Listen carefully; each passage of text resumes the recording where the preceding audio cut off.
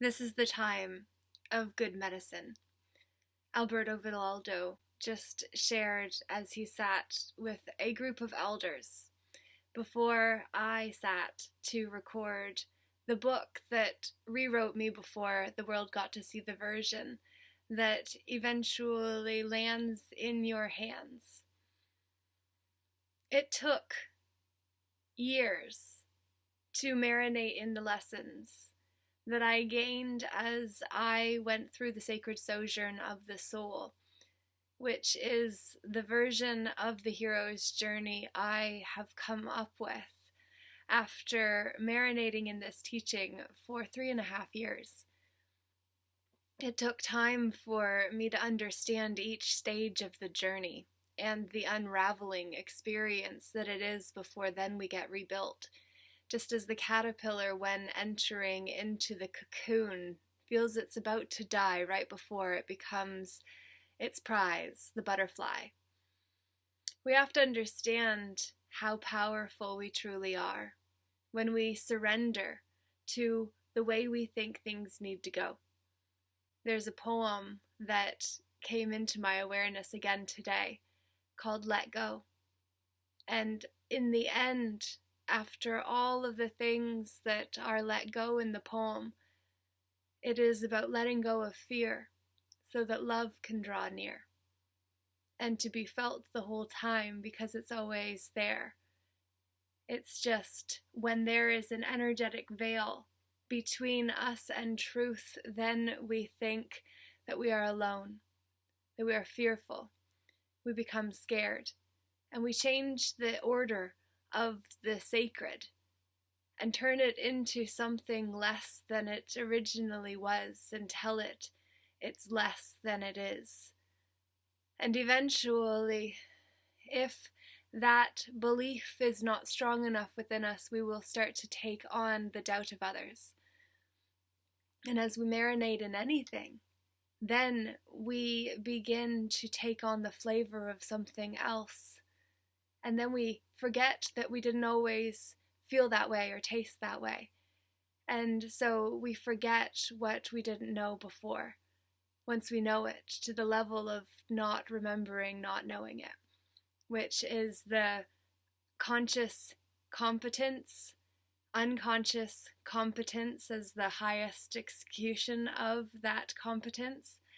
And originally we started at unconscious incompetence, not knowing we didn't know, and then conscious incompetence of knowing we don't know and need to change that, and then conscious competence of actually being able to do that thing that we used to not be able to do but now can with intention and cognitive ability because we're still practicing and learning and getting good at it. Until then we get to the place of being so good at it, we forget that we weren't always good at it. We forget what we didn't know. And as someone who has been delving down the path of personal growth and spiritual development for a decade, fully committed, and experiencing a load of drama, trauma, and experience and excitement along the way, I've learned a few tricks and tips that I want to share. And what I want to say first and foremost is that I don't care that I don't have a book ready to share just yet. Part of me wishes I did, for sure. But the other part of me understands that what is happening right now means that if I had that book, it would have just given me a bigger platform to be able to share the message that all of it helped me come to. And the same is true for you. I want you to be aware of just how magnificent you are. I want you to be aware of the fact that everything that you've been through has brought you where you are.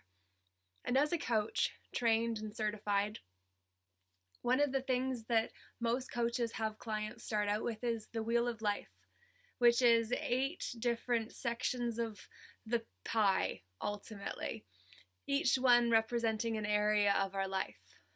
And if we are willing to evaluate each of those areas of our lives on a scale of 0 to 10, and then fill in from the inside out to the level of satisfaction we said we were with each of those levels, what we would find is that the wheel that each of those pieces of the pie create would make for an experiential ride.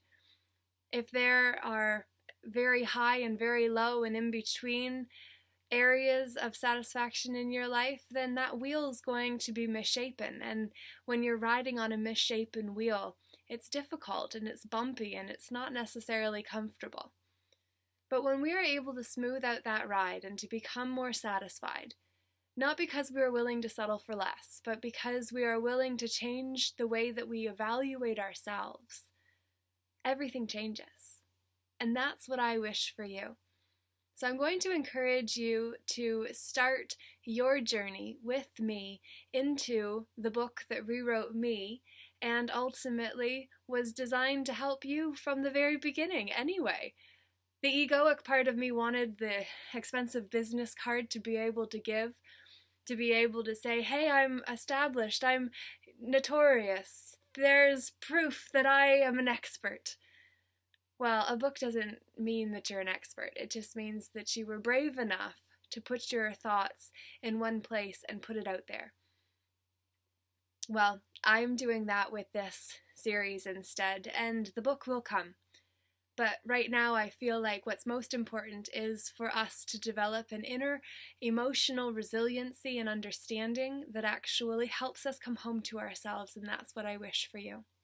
So may this first message be that reminder that when we are able to edge fear out, we let light and love shine from within where it always was. It's just those shadows veiled over the inherent divinity within. I hope this serves you. Would love to know what you have to say. Comment below. Let me know, and know that I believe that you are here for a reason all of us need for you to figure out. So I hope this helps in that process, and we'll see you again soon. Toodaloo. Laura J. Namaste. The light in me honors the light in you. Thank you.